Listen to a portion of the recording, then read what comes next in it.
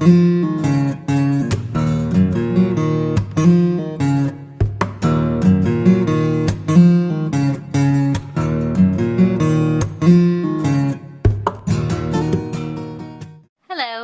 I'm going to teach you how to make this beautiful infinity ring.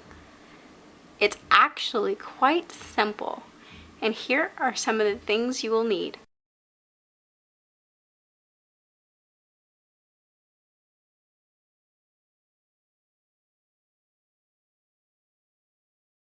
Alright, I'm going to start out by straightening my wire. Like I said, these wire straighteners are helpful, but they're not absolutely necessary. If you don't have a wire straightener, you can pretty much do it with your hand. Alright, now I'm going to begin forming this ring. So what you're going to do is you're going to get your wire and your bail making pliers and leave about 3 or 4 inches of wire and put it in between the bail making pliers, or if you're using the needle nose pliers, put them in between there. Then you're going to wrap it like this and pull the wires so that you have that nice loop shape. Pull it on the bail making pliers. Easier shown than said, but this is what you want it to look like. Very simple so far. You with me so far? Alright. Pretty simple, like I said. Alright, now what you're gonna, okay, and this is important, how you cross it has a big influence on how your ring is gonna turn out. I learned this after making, I don't know, 30 rings? So, it's very specific on how you need to do this. If you don't do it like this, it's not going to turn out like the one you saw before at the beginning of the video. So you want this top wire to cross over that bottom wire. See, here's the rest of my wire. Have it go around and cross over. You see it's coming over. Okay, so now you're going to get your pliers and put it underneath that wire and put it as close to possible as that to that circle, and then wrap it over it like this. Okay, so far I have that circle. You see that? It's going over and then loops. Okay, now you're gonna situate it like this. Sorry, this one is in the way. Alright. So you see it like that. Okay. Now you're going to put this wire through that hole. Not through the bottom. Not through here like that. You want it to go in through the hole like that. Let me give you a better look, because it's really important how you do it. So you make that loop. You go over and make another loop. And then you're going to go. You see this wire right here? This is going to be going over. You're going to have one wire on one side going over and one wire on the other side going under. Before I continue, let me show you a little bit of what I mean. Here's 2 different wires, rings. One was made with the thicker wire that I'm using now, and the other one with a thinner wire. So that's the difference. And if you see on this one right here, the smaller one, both of the side wires are over that bottom loop. That ring wasn't made right, but it still looks pretty good. But if you look on the other one right here, I like that one better. You may like this one better, but this is the way I'm teaching you.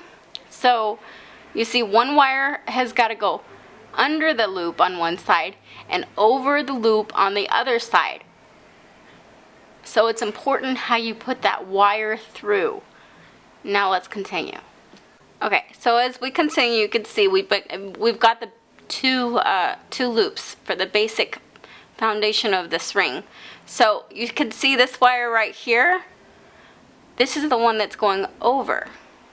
This one needs to be the one going under. So to do that, you're gonna stick it through the top, through there, like this. See, move that one out of the way. You can reshape it afterwards more. You could tell this one is going over, so okay, let's do this. If you were to heat up this metal prior to using it, it will make this job a lot easier. Unfortunately, I didn't do that. So you're gonna bend your wire and you're gonna stick it through there. See? Through it.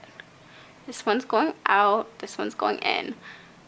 Sorry if I seem redundant, but this is a mistake I didn't learn until 30 rings later, and I don't want that to happen to you. So you're gonna pull it through. Stick it through, pull it through. You see it's gonna be a little deformed like this, but that's okay, you're gonna fix it. So to fix it, what you need to do is get more of this wire out through that loop. You just gotta work with it. Another thing you could do is get the pliers that you were working with, stick them through the wire again, and just grab onto it and make a rotating. You see my right hand is rotating like this. And then grab that other wire and pull out. And then pull. Now, that was a little too much. So you're gonna stick your needle nose pliers or your bail making pliers back in there to recreate that root loop because I had pulled it too much. And you're gonna do that rotation again. It's a lot easier to do this when I'm not on camera. Alright, now I've got the basic shape. You can always work with that with your tools and make it better, but you get the idea. It's not hard, but it's just hard to do on camera, but you get how to do it. You see this ring right here? You see how these wires that are coming through on the side to create the band? You see how it has that little arch? That's an important design part of the ring, and to get that, this is what you're gonna do. With this wire that's coming out here, you're gonna pull down. What's happening when you pull it down is that this little loop right here, when you pull it down, it's pushing against this one, so it's helping you create that arch. So you're gonna pull it down, and then you're gonna pull it back up a little bit, and there you go, there's your arch. And then you're gonna do the same thing with this one, pull it up a little bit, pull it back down, and there's your arch. Now all you have to do to get the shape is just put your bail making pliers back in there and just work with it until you get the shape. When you're working with bail making pliers like these Webbers that I have, it can be hard to stick that back through there. So if you have a pair of needle nose pliers, it will really help because you can stick the small one in there and it can help you make the shape again if you can't get the other ones in there. So I'll go ahead and shape this correctly and then we'll continue. Okay, here you go. You see I shaped it pretty well. It's pretty easy to do this as long as you crisscross them right. Now I really highly recommend practicing with some copper wire first. No matter how easy this may look to you, practice always makes perfect. So please don't waste your silver wire practicing this for the first time because you're bound to make mistakes. Practice with some practice wire first, and if you don't have practice wire, wait until you get some. Alright, now what you're going to do is you're going to get your ring mandrel. Oh gosh, I think I'm going to have to switch lenses. You're going to wrap you want it to be 2 sizes smaller than what you want the finished product to be. So I'm going to start it at a size 4. I'm going to go for a size 6, maybe start even smaller, because later on you can always increase the size pretty easily. So maybe even start 3 sizes smaller would be a good idea. So you're going to wrap your wire around that mandrel. Sorry about the background noise, but unfortunately my snowball microphone doesn't work so well on my computer.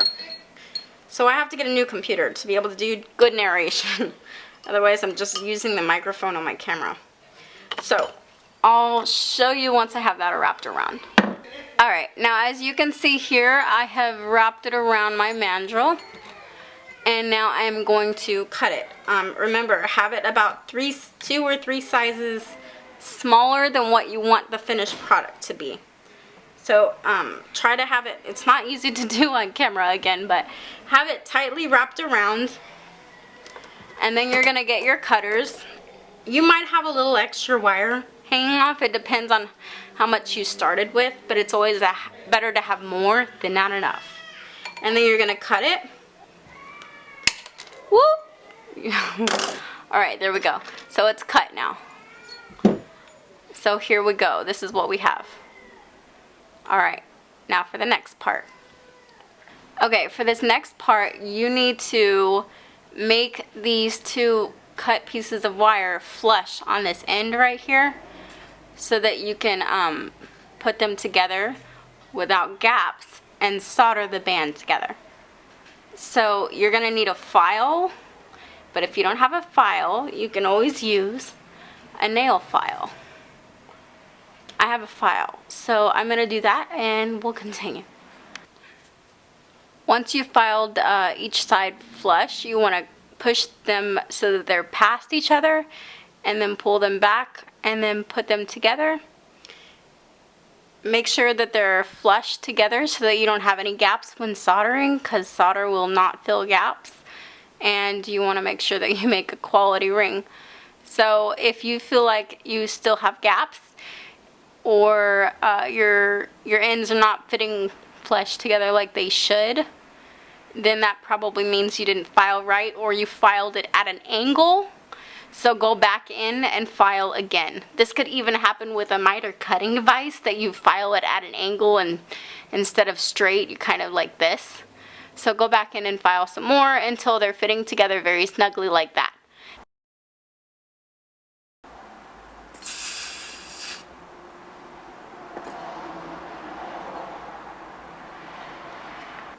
Okay, once you're done soldering your ring, it's going to look very dark like this. That is called fire scale, and it's actually very simple to remove. You can buy chemicals to remove it, but I don't like to work with chemicals too much because of cancer and all that. So a natural way to do it is in one of the videos I did. Click here now to see the video on how to remove fire scale. Okay, so for this infinity ring, once you have your loop, your infinity knot shaped the way you want it, you want to get the band straight. So to do that, you're going to put your ring on your ring mandrel. Actually, before you get it straight, you're going to want to put it on your ring mandrel. I'm actually working with a ring that I had already done before, because the other one is in the solution to remove the fire scale right now. But so what you're going to do is you're going to create your band. Hammer around the band, like starting from one side going to the next side. I'm not doing it very well here because I'm just trying to give you an idea of what to do. But you do that, and then you do that once, and not too hard, because what you're doing is, when you're doing that, you're also increasing the size. So when you're hammering it, pay attention as it will get bigger. And don't hammer it too soft, but also not too light. And then you're gonna, and this is important, otherwise you'll get a cone-shaped band, which you don't want. Gonna remove the ring, flip it over, and put it back on, and continue hammering from one side all the way until you get to the other side. Once you've reached the size that you're comfortable with, you're gonna take off your ring. And you're going to notice that it's not quite sitting right. The band may be a little twisted and whatnot. So for this, you need a stainless steel block, which I totally have, but I cannot find. So if you don't have a metal block, like I have, but I cannot find, then you can use a piece of wood with a straight edge. Or if you have a miter cutting vise, you could actually use that metal and use the flat side and put your band like this, which I could totally do that, but I'm going to show you with the wood. So you're going to push that ring down and hold it like that, and then you're going to hammer the band down like this. What that is doing is creating an even band, so it's not wobbly, but it's straight. And you're going to do that on each side. Once you're done, I'm not really showing you, I'm not doing it fully, I'm just showing you how to do it. But once you are pretty good with the way that it looks on one side, I flipped it over and you can see it's still not flat. So you're going to flip it over, continue hammering it until you have a straight band. And hold that there so it doesn't move. Again, if you have a piece of metal that has a flat edge, it would be better to do it on there. Once you've done that and you're happy with the way that the knot looks, which you can manipulate with the tools, and you're happy with the way the band is, and you're happy with the size, then you begin to polish it. To learn how to polish, click this video right here. This one's already polished. Thank you for watching. I hope you enjoyed. Please share this on Please share this on Facebook, MySpace, Twitter, Pinterest, or whatever else. Thumbs up the video if you like it. Thumbs down if you didn't. If you have any questions, comment below. And check out my other videos too. Bye.